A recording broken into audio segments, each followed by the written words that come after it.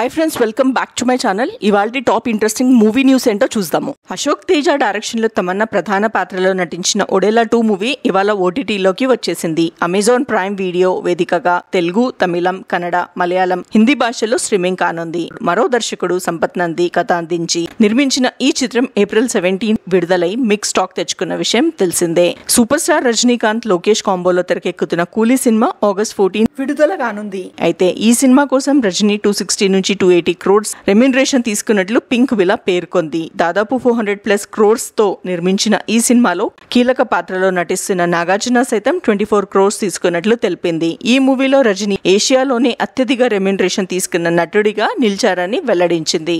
చెర్రీతో పెద్ద తెరకెక్కిస్తున్న డైరెక్టర్ బుచ్చిబాబు అప్పుడే తర్వాతి సినిమాపై దృష్టి పెట్టినట్లు తెలుస్తుంది. స్టార్ హీరో మహేష్ బాబుతో సినిమా చేస్తున్నట్లు సినీ వర్గాలు చెప్తున్నాయి. మహేష్ 1 సినిమాలో అసిస్టెంట్ డైరెక్టర్ గా చేసిన బుచ్చిబాబు ఉప్పెన తర్వాత హీరోను కలవగా మంచి కథ ఉంటే మూవీ చేస్తామని చెప్పినట్లు సమాచారం. ఈ క్రమంలో ఆయన కోసం బుచ్చిబాబు ఓ యాక్షన్ డ్రామా సిద్ధం చేసినట్లు తెలుస్తుంది. తమిళ స్టార్ హీరో సూర్య మంచి మనసు చాటుకున్నారు. ఆయన నటించిన రెట్రో సినిమా మంచి విజయాన్ని సొంతం చేసుకుంది. ఈ కలెక్షన్స్ లో నుంచి 10 crores పేద విద్యార్థులకు చదువు కోసం డొనేట్ చేశారు. అగరం ఫౌండేషన్ పేరుతో ఆయన పేద పిల్లలను చదివిస్తున్న విషయం తెలిసిందే. ఈ ఫౌండేషన్ లో నిర్వాహకులు డైరెక్టర్ కార్తిక్ తో కలిసి సూర్య చెక్ అందించారు. దీంతో సూర్యపై నెట్టింట ప్రశంసలు వెల్లువెత్తుతున్నాయి.